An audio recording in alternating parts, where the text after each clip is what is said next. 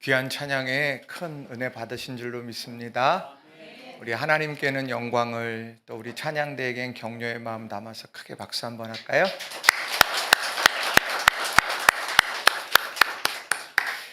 이 시간 우리 전우좌우에 계신 분들과 함께 우리 축복의 인사하겠습니다. 하나님 오늘도 우리와 함께 하십니다. 이렇게 인사합니다. 네, 또 인사할까요? 나도 당신과 함께 있습니다. 네. 우리가 성경을 읽어가다 보면 이 사람처럼 복 받고 싶다 하는 사람들이 있습니다. 다윗 보면 하나님 마음에 합한 자다. 그래서 나 다윗 같은 삶을 살고 싶어. 또 다니엘처럼 내가 의도하지 않았지만 어찌됐건 외국 땅으로 포로로 갔는데 또 거기서 거기서 이제 아주 새롭게 일어섰던 이런 모습을 보면서 내가 삶 속에서 하나님이 주시는 축복을 누리고 싶다, 이런 생각을 해보게 됩니다. 그런데 동시에 또 성경을 읽어가다가 보면 이처럼 힘들게 사는 사람이 있구나, 이제 이렇게 또 발견하게도 됩니다. 형제의 손에 이끌려서 팔려서 애굽 땅으로 갔던 요셉이 있죠. 그건 생각도 하기가 싫을 정도예요. 또 장자권을 받고자 형을 팥죽한 그릇에 장자권을 사고 또 아버지를 속여서 내가 축복기도 받았는데, 그리고 나서 도리어 먼 라반 집, 외삼촌 라반 집에 가서 거기에서 수십 년을 살아야 했던 야곱의 삶도 참 힘겨운 그런 부분을 많이 보게 됩니다. 그런데 신약 성경에서 힘겹게 살아갔던 사람을 찾아본다면 저는 마가복음 5장에 기록된 거라사 지방의 광인, 이 사람을 꼽고 싶습니다. 그런데 이 거라사의 광인, 군대 귀신 들린 이 사람의 삶은 참 험악하고 힘들었지만, 그러나 그 마무리는 어땠느냐? 바로 하나님, 주님 앞에 쓰임받는 삶이었고 모든 것에서 회복되어진 그런 아름다운 모습이었다는 거예요. 저는 오늘 여러분들과 우리의 삶에 회복의 은총을 우리가 마음껏 받아 누리고, 동시에 회복의 비결을 우리가 하나하나 깨달아 알면서 우리 삶이 더욱더 강건한 삶으로 서게 되는 우리 모든 성도님들 다 되시기를 바랍니다. 그런 마음으로 오늘 두 가지 중요한 회복의 비결을 여러분들과 함께 좀 나누고 싶습니다. 자, 첫 번째로는요, 예수님의 시선을 가져야 한다는 겁니다. 한번 따라해 볼까요? 예수님의 시선을 가져야 합니다. 시선이라고 하면 뭡니까? 관점일 수도 있고요, 관심일 수도 있습니다. 자, 우리나라 참 좋은 나라죠? 참 좋은 나라예요. 언제 제일 많이 느끼냐면, 사계절이 있어서 어떤 때는 봄의 새싹도 경험하고, 또 여름에 아주 그런 무더위 속에서 또 우리가 또 즐거운 시간을 보내기도, 가을에 오곡백과가 익어가는 것도 경험하고, 이 사계절이 있는 것도 참 감사합니다. 그래서 우리나라 사람들은 어디를 가도요, 그곳에서 뿌리를 내리고 어디를 가서 다 흥황하는 것 같아요. 그런데 동시에 또 우리나라가 좋은 나라라고 생각되는 게 뭐냐면, 건강보험공단에서 건강검진 시켜줄 때요. 이게 다른 나라 같으면 참 힘들고 어려운 일인데, 우리나라는요, 아주 때가 되면은 건강검진을 받아야 됩니다. 가까운 병의원에 가셔서 건강검진 받으세요, 이렇게 이제 연락이 와요. 그런데 우리나라 사람들이 또 말 잘 듣습니까? 문자 받고 에이 나중에 가지, 또 좀 그러면 또 어김없이 잊으셨나요? 그러면서 또 딱 오고 또 오고 막 우편으로 오고 그래요. 그래서 결국 건강검진을 이렇게 받으러 가게 되죠. 그러면 건강검진을 딱 하고 난 다음에 그 검사 결과를 놓고 딱 보면 여러분들 긴장되고 그러지 않습니까? 긴장이 돼요. 이렇게 하고 탁 써갖고, 무슨 말씀을 하시나 주님의 음성을 기다리듯이 다 그렇게 하고 있으면은 이야기해요. 그러면 수치로 다 나옵니다. 뭐 이렇게 묘수를 해서 정상 범위는 여기인데 잘하고 계세요, 이렇게 칭찬받는 것도 있고요. 또 반대로 이건 넘어갔어요, 이러시면은 안 돼요, 그러면서 혼이 나기도 합니다. 그러면서 느끼는 건, 건강검진에서 피할 길이 없구나, 모든 게 다 드러나는 거예요. 그래서 물어보잖아요. 운동 열심히 하세요? 그러면 아니요. 예를 들면 그렇게 얘기를 할 수밖에 없다는 겁니다.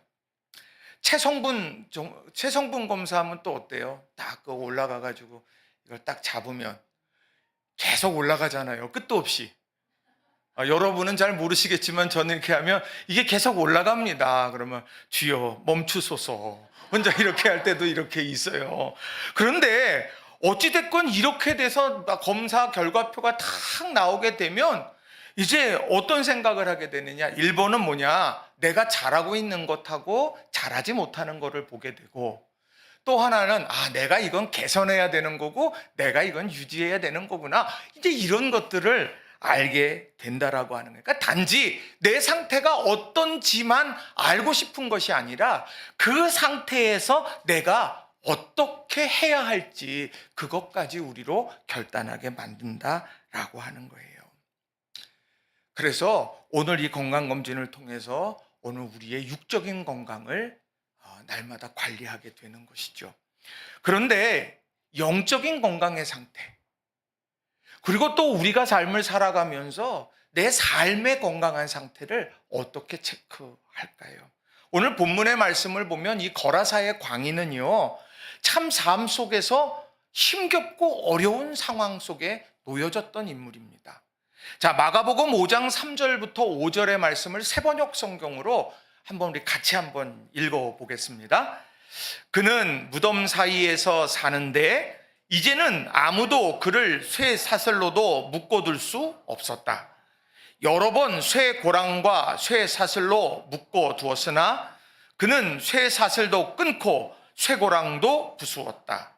아무도 그를 휘어잡을 수 없었다. 그는 밤낮 무덤 사이나 산 속에서 살면서 소리를 질러대고 돌로 제 몸에 상처를 내곤 하였다. 여러분, 이거 글로 읽는데 이거를 한번 머릿속으로 상상을 한번 해보세요. 무덤가에서 산대요. 무덤가에서 살고 싶은 사람이 누가 있겠습니까? 거기는 산 사람의 영역이 아닐진데 거기에 가서 살고 싶은 사람이 없는데 그는 무덤 사이에서 산다고 말합니다. 그리고 이제는 아무도 쇠사슬로 묶어둘 수 없었다. 그전에는 사람들이 와서 자기를 쇠사슬로 묶었다는 이야기예요. 그런데 너무도 힘이 강력해서 이제는 아무도 쇠사슬로 묶어낼 수 없는 괴력을 발휘하고 있다. 힘이 있는데 힘을 엉뚱한 데 지금 쓰게 되는 거죠. 또 거기다가 어떻습니까? 밤낮 무덤 사이나 산속에 살면서 뭐를 하느냐? 소리를 질러대고 돌로 제 몸에 상처를 내곤 한다. 그러니까 이 무덤가에서 팍 소리를 지르는 거예요. 그럼 사람들이 깜짝깜짝 놀라겠죠. 게다가 돌로 자기 몸을 막 자해하는 거예요. 이게 얼마나 소중한 몸인데요. 이것이 하나님께서 우리에게 주신 것이고 부모님으로부터 물려받은 몸 아니에요. 그런데 거기에다가 마구 자해를 합니다. 그의 인생이 어제도 그랬고 오늘도 그랬고 내일도 그럴 거다, 변함없을 거야. 지금 그런 상황에 놓인 사람이 거라사의 광인이라고 하는 겁니다. 건강한 사람입니까? 아니에요. 삶이 건강하지 않아요. 가정의 따뜻한 품에서 살아가야 되는데 그 품에서 살지 못하는 사람이라는 거예요. 사람들과 함께 살아가야 되는데 사람들이 그를 격리시키려고요 묶어내는 사람이에요. 산속에 살면서 소리 질러대고 제 몸에 상처를 내면서 자신을 사랑하지 못하는 사람입니다. 지금 이 사람이 거라사의 광인이라는 거예요. 어떻게 해야 될까? 사람들은 생각했어요. 묶어두는 게 가장 필요해. 이 사람의 문제, 쇠사슬로 쇠고랑으로 묶어내는 방법밖에는 없어. 사람들은 그래서 그 방법밖에 사용하지 못했다는 것이죠. 상황을 해결해 보려 하지만 역부족이었습니다. 그럼 이 사람의 삶의 회복, 이 사람의 영혼의 회복은 어디로부터 시작할 수 있을까요? 우리가 몸에 문제가 있으면 누굴 찾습니까? 명의를 찾아요. 그래서 그 명의 앞에 서서 어떻게 할까요? 그 손에 맡겨지면서 우리는 때로는 수술하거나 때로는 약 처방을 받거나 그렇게 하면서 우리들이 건강을 회복하게 됩니다. 그런데 오늘 이 사람의 삶 속에는 누굴 만났느냐? 영적인 의사이신 예수님을 만났다는 거예요. 그리고 다른 사람들이 보지 못하는 해결의 방법을 우리 주님께서는 그에게 제시했고 그를 풀어 주셨다라는 겁니다. 그 이유가 뭘까? 이 사람이 왜 무덤가에서 살아야 했고 왜 이 사람이 가족의 품을 떠나서 이렇게 고통 속에서 살아갈 수밖에 없었을까? 사람들은 쇠고랑과 쇠사슬만 생각했지만 예수님은 아니야, 가장 근원적인 문제가 무엇인지에 대해서 명확하게 알고 계셨다는 거예요. 그게 마가복음 5장 8절에 이렇게 기록합니다. 이는 예수께서 이미 그에게 이르시기를 더러운 귀신아 그 사람에게서 나오라 하셨음이라. 더러운 귀신아 그 사람에게서 나와. 그러니까 예수님의 눈으로 봤을 때, 영적인 눈으로 봤을 때 그 사람의 문제는 무엇이었느냐? 바로 그 안에 있는 더러운 귀신이 그 안에서 그 사람을 잠식해가게 될 때에 결국 그의 삶은 허물어졌고 망가졌고 그는 고통 속에서 신음하게 되어 버렸다는 거예요. 그래서 예수님은 딱 그를 바라보고 더러운 귀신아 그 사람의 몸에서 나가라. 이게 근원적인 처방이었고 예수님은 그것을 알고 계셨고 하나님 주님께서는 그 문제를 풀어 가셨다는 거예요. 우리는요, 삶 속의 고통과 고난의 문제, 힘겨움의 문제 있으면 오늘 여기에 나오는 거라사의 광인처럼 내가 무덤가에 있으니까 힘들어. 쇠사슬과 쇠고랑으로 나를 어떻게든 묶어줬으면 좋겠는데 그것도 내가 끊어버릴 정도로 강력하게 내 마음이 폭주기관차처럼 움직여. 내가 산속에 밤낮 살면서 밤엔 자야 되는데 밤낮 소리 지르면서 내가 그렇게 살아가고 있어. 그 현상에 집중할 때가 많다는 거예요. 그런데 중요한 건 오늘 주님께서 주님의 시선으로 우리에 볼 때 우리 내면의 문제가 무엇이냐 이걸 알게 하신다는 거예요. 그러니까 우리 영혼의 의사 되시는 주님 앞에 우리 인생을 맡기셔야 되는 거예요. 그래서 수고하고 무거운 짐진 자들아 다 내게로 오라. 내가 너희를 쉬게 하리라. 그럼 뒤에 뭐라고 말씀하십니까? 내 멍에를 메고 배우라고 말을 해요. 그저 내가 이렇게 했으니까 수고하고 무거운 짐 다 주님 가지세요. 그리고 나는 아무렇지도 않은 게 주님께서 나를 통해서 이루시고 회복시키는 그 손길 아래 나를 맡기라는 이야기거든요. 요즘 우리 시대를 가리켜서 매뉴얼 시대라고 이야기합니다. 모든 게 다 매뉴얼로 이렇게 다 기록이 되죠. 자, 그래서 점검표라고 하는 게 꼭 있어요. 뭐 이렇게 보면 식당에 가면은 거기에 보면 뭐 신고필증, 뭐 허가증 뭐 나오고 그다음에 뭐 이건 국산, 뭐 이건 중국산 뭐 이런 재료에 대해서도 나오고요. 롯데리아 이런 데 가고 뭐 버거킹 이런 데 화장실 딱 가면은 청소는 하셨습니까? 뭐는 하셨습니까? 거기다 부위표 이렇게 또 해놓습니다. 왜 그렇게 할까요? 잊어버릴까 봐. 중요한데 잊어버릴까 봐 그렇게 만들어 놓는 거예요. 제가 또 커피 바리스타 아닙니까? 그걸 이렇게 또 열심히 이제 그걸 배울 때 그렇게 이렇게 배우는데 이 몇 그램의 커피를 가지고 얼마큼을 추출해야 가장 맛있는 커피가 나옵니다. 이렇게 배웠어요. 근데 지금 그 맛은 잘 안 나와요. 기계가 없어서 그럴 수도 있지만 그거 수량대로 딱 그램대로 맞추고 매뉴얼대로 하면 틀림없이 맛있는 커피가 나오게 된다라고 하는 겁니다. 제가 왜 이 말씀을 이렇게 쭉 드릴까요? 우리의 영적인 상태도요, 그렇게 체크를 해야 되는 거예요. 우리의 내면의 상황은요, 늘 전쟁터입니다. 내가 할까 말까. 끊임없이 내 마음속에서 여러 상황이 막 이렇게 부딪힘이 생겨난다는 거예요. 특별히 갈라디아서 5장 17절에 보면 이런 상황이 있어요. 갈라디아서 5장 17절에 보면 육체의 욕망은 성령을 거스르고 성령이 바라시는 것은 육체를 거스릅니다.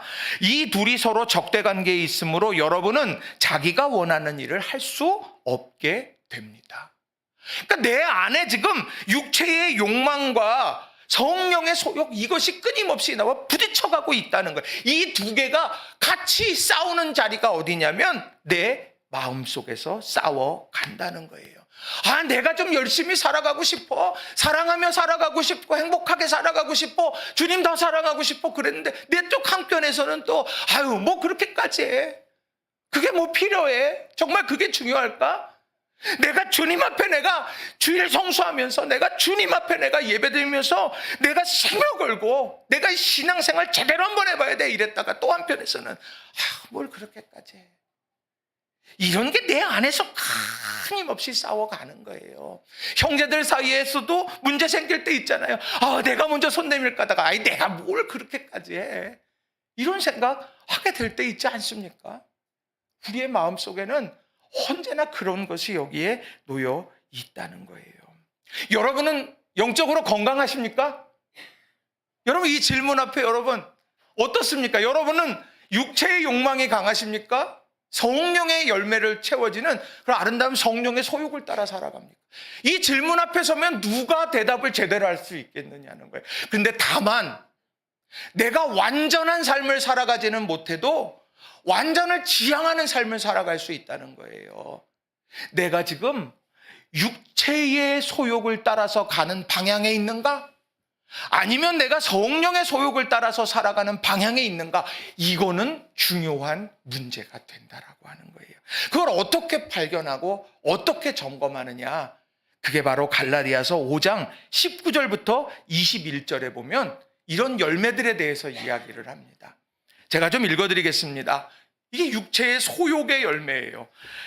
육체의 행실은 환히 드러난 것들입니다. 곧 음행과 더러움과 방탕과 우상숭배와 마술과 원수매줌과 다툼과 시기와 분냄과 분쟁과 분열과 파당과 질투와 술취함과 흥청망청 먹고 마시는 노름과 그와 같은 것들입니다. 내가 전에도 여러분에게 경고하였지만 이제 또다시 경고합니다. 이런 짓을 하는 사람들은 하나님의 나라를 상속받지 못할 것입니다. 하나님 나라 상속받지 못한다고 얘기를 결정져서 얘기하는 게 아니에요. 너 지금 어느 방향으로 가고 있어? 갈라디아 교인들을 향하여서 여러분은 지금 어느 인생의 방향으로 가고 있습니까? 육체의 열매 맺으며 육체의 방향으로 가고 있어요. 그 길 끝으로 가면 안 돼요. 이 얘기를 하고 있는 거예요. 그 길 가는데 각 곳곳에서 맺혀지는 열매가 있어요. 음행. 우리가 하나님 앞에 기도하면서 언약으로 맺어진 부부 아닙니까? 음행하고 있어요. 그럼 안 돼. 그거 정리해야 되는 거야. 더러움, 방탕, 우상숭배, 질투, 술취함, 흥청망청 먹고 그건 세상 즐거움에 취해서 하나님 잊고 살아가는 걸 이야기하는 거예요. 여러분 그렇게 살아가세요? 그러면 안 돼요. 바울 사도가 지금 이야기하는 거예요. 그래서 여러분 삶에 어떤 열매가 맺혀 있습니까? 이걸 보셔야 돼요. 지금 이 얘기를 하고 있는 거예요. 이 중에 혹시 여러분들 맺고 있는 게 있습니까? 맺고 있는 게 있어요? 그럼 자기를 점검해야 되는 거예요. 또 반대로요, 성령의 열매, 이걸 또 바로 이야기해요. 22절과 23절에 보면 갈라디아서 5장 22절 23절에 그러나 성령의 열매는 사랑과 기쁨과 화평과 인내와 친절과 선함과 신실과 온유와 절제입니다. 이런 것들을 막을 법이 없습니다. 성령의 열매를 이야기해요. 사랑, 기쁨, 화평, 인내, 친절, 선함, 신실, 온유, 절제, 이런 열매들 그게 여러분의 삶 속에 있습니까? 그럼 여러분 안심하세요. 여러분 잘하고 있는 겁니다. 여러분 잘하고 있는 거예요. 그거 유지하세요. 성령의 열매 이거 맺혀지는 거는요 누구도 막을 방법이 없습니다. 맺혀질 수밖에 없는 거예요. 여러분 그런 얘기 있죠. 신혼부부가 이렇게 딱 해서 신혼여행 갔다 오고 인사드리러 가면 어때요? 아우 고소해, 깨볶는 냄새 막 이러잖아요. 속일 수가 없는 거예요. 막 연애 그리고 연애 시작하는 자녀들 보면 어떻습니까? 애가 그냥 이렇게 늘 그냥 좀 칙칙하다가 어때요? 갑자기 나 사우나 갔다 온다고 가가지고 탁 하고 막 여기 탁 이렇게 냄새 이렇게 해서 하고 이발은 얼마나 자주 해요? 이렇게 탁 자주 하고 그렇게 하고 막 여자들은 어떻습니까? 머리 색깔도 바꾸고 예쁜 옷도 입고 우리가 그러면서 감출 수가 없다는 얘기를 하는 거예요. 감출 수가 없어. 내가 참으려고 하고 숨기려고 해도요, 사람들이 보는 사람마다 뭐 좋은 일 있어? 이렇게 그냥 얘기를 하는 거예요. 그럴 땐 그냥 커밍아웃 하세요. 네, 그래요. 저 하고 있어요. 그때부터 새로운 자유함이 이제 있게 되는 거예요. 근데 중요한 건 뭐냐? 성령의 열매가 그렇다는 거예요. 성령의 열매가. 내 삶의 성령의 사람이라면 이것이 자연스럽게 그냥 기뻐. 그냥 사람들하고 화평하고 또 사람들하고 정말 친절하게 대하고 선하고 신실하고. 근데 이런 열매가 없을 때는 어때요? 분냄. 이런 것들로 막 이렇게 가게 되는 겁니다. 여러분, 우리 진단을 잘 해야 돼요. 건강검진에서 잘하는 거, 그거 유지하고 진행해 가는 것처럼. 그리고 이러면 안 됩니다.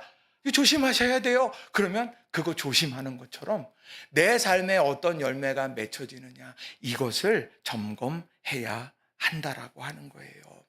오늘 어찌 보면 영적인 점검표에 보게 되면 가장 밑바닥 점수가 나올 수 있었던 사람이 거라사 광인이었을 거라는 거예요. 그런데 그건 자기 잘못이 아니라 그 더러운 귀신이 그 안에서 그 영향력 아래에 있다 보니까 결국에는 그런 아픔의 삶을 살아갔다는 거죠. 그럼 어떻게 해야 되겠어요?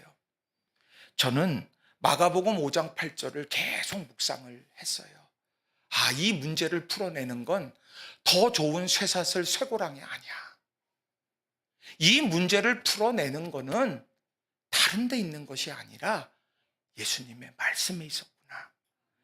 자, 마가복음 5장 8절에 보면 이는 예수께서 이미 그에게 이르시기를 더러운 귀신아 그 사람에게서 나오라 하셨습니다.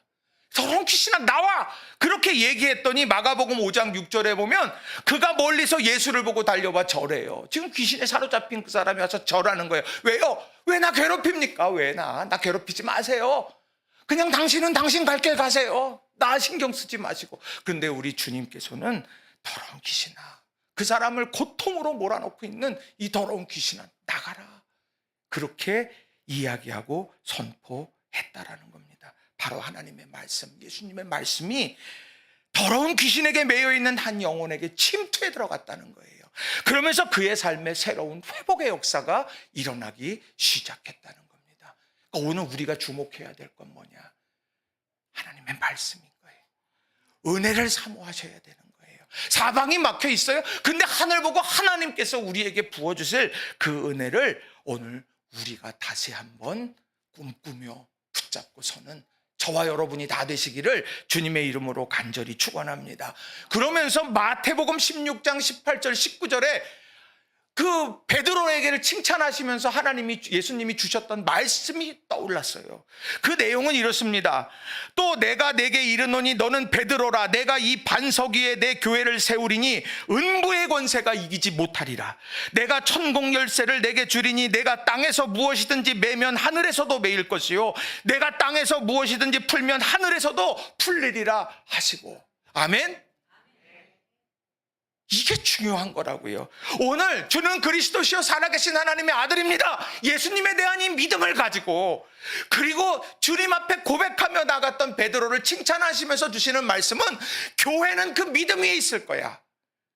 그리고 그 믿음 위에 있는 교회는 음부의 권세를 파하는 철장의 권세를 준다. 지금 거라사의 광인을 지금 메고 있는 이런 더러운 귀신을 내어 쫓은 말씀을 주셨던 것처럼 오늘 주님의 몸된 교회를 통하여서 그 주님을 향한 믿음에 굳건하게 설 때에 음부의 권세를 파하게 될 거라고 우리 주님께서는 약속해 주고 계시다는 거예요. 더불어 축복의 열쇠를 주셔서 우리 삶에 매인 것들 또한 풀어지게 될 거다.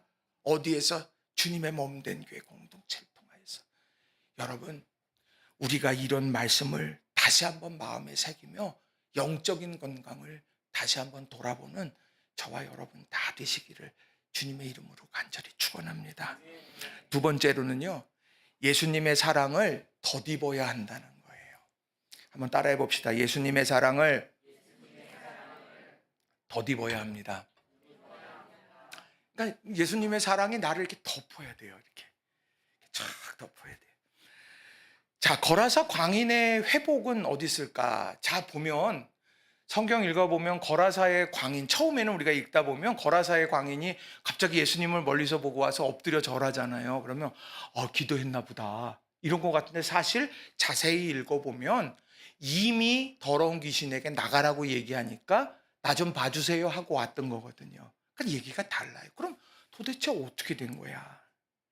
자, 그런데 마가복음 5장 1절을 보면 우리가 이게 실마리를 찾아갈 수가 있어요. 자, 마가복음 5장 1절에 보면 예수께서 바다 건너편 거라사인의 지방에 이르러, 그러니까 어디에서 출발해서 거라사 지방으로 오게 됐다는 이야기죠. 그런데 우리 주님께서 이 거라사 지방 말고 뭐 어디로 가야 될까, 뭐 그냥 방황하시다가 오늘 이 귀신 들린 사람을 만난 게 아니에요. 자, 말씀을 보시게 되면 마가복음 4장 35절에 보면 예수님께서 제자들에게 이런 얘기를 해요. 그날 저물 때에 제자들에게 이르시되 우리가 저편으로 건너가자 하시니, 예수님이 저편으로 건너가자 그랬어요. 그리고 가다 풍랑을 만났어요. 제자들 생각은 어떻겠어요? 주님 왜 거길 가요? 아니면 잠자고 다음날 가지 뭘 밤에 가요? 근데 주님께서는 밤에 갔어요. 그 거라사 지방으로. 그리고 나서 누굴 만난 거냐? 거라사의 광인을 만난 거예요. 주님이 찾아오신 겁니다. 근데 이렇게 되면 이거 우연일지도 몰라, 이럴지도 몰라요. 근데 우연이 아니라고 성경은 아주 명확하게 이야기를 합니다. 자, 마가복음 5장 21절의 말씀을 한번 보세요. 5장 21절. 자, 거라사의 광인을 고치시고 자유케 하신 다음에 5장 21절에 뭐라고 말을 하느냐? 예수께서 배를 타시고 다시 맞은편으로 건너가시니 큰 무리가 그에게로 모이고를 이에 바닷가에 계시다. 다시 바다를 건너요. 뭐라고 설명하겠어요? 삶 속에서 허덕이고 고통 중에 있는 그 한 사람을 만나시려고 광풍을 뚫고 거라사 지방으로 가신 주님의 사랑을 이야기하는 거예요. 다시 배를 타고 돌아가서 누굴 만납니까? 회당장 야이로를 만나고, 그의 딸을 고치러 가던 중에 12의 혈류병 속으로 이제 죽어가고 있던 한 여인을 만나고 그가 치유함을 받고 회당장 야이로의 딸이 살아나는 역사를 오늘 이루셨다는 거예요. 아픔의 자리. 거라사의 광인은 찾지 않았지만 찾아갔고, 야이로는 찾아왔고, 그리고 아무도 모르게 뒤에 옷자락을 잡은 여인도 있고, 다양한 방식이지만 하나는 주님의 사랑과 은혜가 있었다라고 하는 거예요. 우리가 이것을 기억해야 하는 거예요. 우리는 뭐가 정말 이걸 행위를 했고 뭐를 해서 내가 이거 얼마나 잘해, 이것 때문이야 착각할 때 있어요. 근데 그건 반응이에요. 오늘 무엇보다 가장 앞서는 것은 뭐냐? 주님의 은혜가 가장 만나는 거예요. 가장 앞선다라고 하는 거예요. 오늘 우리가 함께 만난 건 놀라운 은혜예요. 신희정 집사님과 혜빈이가 만난 건 하나님의 은혜예요. 혜빈이는 안 하네요. 하나님의 은혜. 옆 사람 한번 보세요. 우리 만난 거 하나님의 은혜예요. 옆 사람 보고 한번 인사해요. 당신 만난 건 하나님의 큰 은혜입니다. 들린 것 같아요. 그건 당신 생각이고 막 이런 것 같아. 지금 아니죠? 여러분, 하나님의 은혜가요 다른 것보다 다 앞선 거예요. 그래서 우리를 찾아왔고 우리에게 말씀을 주셨고, 그리고 우리를 올가매고 있는 많은 것들에서 자유케 하시고, 그리고 선한 영향력 속에서 오늘 우리의 삶을 이끌어 가신다는 겁니다. 저는 선한 영향력을 언제 경험하느냐? 저기 엘리베이터를 탈 때. 왜 그러냐면 여기에는 와이파이가 잡혀요. 재밌어요. 여기에 와이파이를 해놓고 있다 저쪽으로 가면 와이파이가 약해지다가 끊어지다가 다시 저쪽에서 새로 딱 접속이 돼요. 그럼 막 되던 거 다 돼요. 너무 좋아요. 그러면서 여기 나가면서도 다 돼요. 그러다가 문을 닫고 버튼을 누르고 엘리베이터를 타는 순간 점점 이게 낮아지면서 띡 끊어져요. 내가 어디 영역 안에 있느냐, 이게 중요한 거예요. 여러분, 주님의 은혜의 영역 안에서 승리해가는 여러분 모두가 다 되시기를 바랍니다. 그 영역에 거하는 사람에게서 하나님은 회복의 역사를 이루셨어요. 내가 그 영역 밖에 나가서 하나님 나 왜 아무도 안 돌아보세요 그러지 말고, 오늘 주님이 함께 하시는 믿음의 길에서 함께 달려가면서 그 안에서 주님께서 우리에게 은혜로 베풀어 주시고 예비하시고 찾아오시고 말씀하시는 그 은혜를 다 받아 누리는 저와 여러분 되기를 바랍니다. 그 사람에게 부탁하시는 말씀이 19절과 20절인 거예요. 그런 은혜를 경험하고 회복을 경험한 사람에게 맡기시는 게 바로 19절 20절인데 우리 같이 한번 읽어보겠습니다. 19절 20절 시작. 허락하지 아니하시고 그에게 이르시되 집으로 돌아가 주께서 내게 어떻게 큰 일을 행하사 너를 불쌍히 여기신 것을 내 가족에게 알리라 하시니, 그가 가서 예수께서 자기에게 어떻게 큰 일을 행하셨는지를 데가볼리에 전파하니 모든 사람이 놀랍게 여기더라. 아멘. 한 사람, 그냥 그 사람만 고친 것 같은데 주님은 큰 그림이 있었던 거예요. 그 사람을 회복시키시고 그 사람에게 맡기신 거예요. 너 데가볼리의 복음의 증인이 되라. 너를 아는 모든 사람들에게 내 삶을 주님께서 이렇게 바꾸셨습니다. 메마른 뼈로 가득했던 골짜기에 하나님의 생기가 불어넣어져서 십자가의 군병들로 세워졌던 것처럼 내 인생이 이제는 더 이상 더러운 귀신에 매여 있는 것이 아니라, 세상 즐거움에 매여 있는 것이 아니라, 세상 쾌락에 매여 있는 것이 아니라 우리 주님의 거룩한 선한 영향력 아래서 내가 이렇게 아름답게 회복됐습니다. 이걸 증언해 갈 수 있는 귀한 소명자 되시기 바래요. 그러니까 여러분들이, 그래서 고린도 저 후서에 보면 여러분은 그리스도의 편지입니다 그 얘기를 하는 거예요. 여러분의 인생 가운데 우리 주님께서 행하신 일들이 기록되는 거예요. 이게 얼마나 감격스러운 거예요. 만나는 사람들마다 어떻게 그렇게 됐어? 주님이 하셨습니다. 여러분, 이런 아름다운 고백을 우리 삶에 새겨넣고 전하는 저와 여러분 되길 바랍니다. 말씀 정리합니다. 거라사 광인 남의 얘기 같아요? 아니에요. 우리 매여 있는 거 엄청 많아요. 시간이 지나서 어린아이들은 매여 있지 않아요. 애들은 해맑고 막 그러죠. 근데 시간이 지나고 이렇게 점점 이제 인생의 경륜이 쌓이면서 하나하나들이 다 좋은 기억도 있지만 아픈 기억도 있고 막 이렇게 다 생겨나게 돼. 그러나 그런 여러 상황들 속에서 우리 기억해야 될 것, 영적인 관심을 가져야 돼. 예수님의 시선, 진단, 예수님의 시선으로 나를 진단한다면 나는 어떨까? 성령의 열매, 육체의 일, 어떤 것이 내 삶에 맺혀지고 있는가? 나는 이 정도로 그래도, 아이고 저 집사님보다는 나는 그래도 이 육체의 열매가 좀 덜해. 난 잘 살고 있어. 그거 만족하실 거예요? 아니에요. 주님의 시선 아래서 우리는 더욱더 완전을 지향해야 되는 거예요. 그리고 주님의 은혜가 나보다 앞섰다. 내가 무덤 사이에 있는 거라사 광인 같았는데도 주님이 나 하나를 찾아오셨고, 그리고 나를 회복시키심으로 나를 통해서 내가 전하고 나누라고 하는 그런 하나님의, 주님의 놀라운 계획이 있었다. 이걸 기억하시면서 삶 속에서 승리하는 우리 낙원의 모든 성도님들이 다 되시기를 주님의 이름으로 간절히 축원합니다. 이 시간 우리 같이 기도하겠습니다. 하나님, 내가 예수님의 시선 앞에 서게 해주세요. 그리고 내가 영적인 상태를 점검하게 하시고 회복하게 해주세요. 내가 나를 이미 찾아오신 주님의 은혜, 내게 말씀하신 주님의 은혜가 있습니다. 나 이걸 믿어요. 나 너무 힘들어요. 주님 내게 말씀 주세요. 나 너무 고통스러워요. 나 만나주세요. 내가 거라사의 광인 같아요. 한 사람을 위해서 풍랑을 헤치고 오신 주님, 내 삶에 와주세요. 우리 이런 마음으로 우리 결단의 기도 하나님 앞에 올려드리겠습니다. 기도하십시다. 사랑과 은혜가 충만하신 하나님 아버지, 감사합니다. 우리가 믿음 안에서 살아갈 때 세상에 두 발을 딛고 서 있기 때문에 하나님, 우리가 힘겨운 순간을 맞을 때도 있습니다. 또 더불어 살아가기 때문에 만나는 아픔도 있습니다. 또 나를 만들어가는 과정 속에 있어서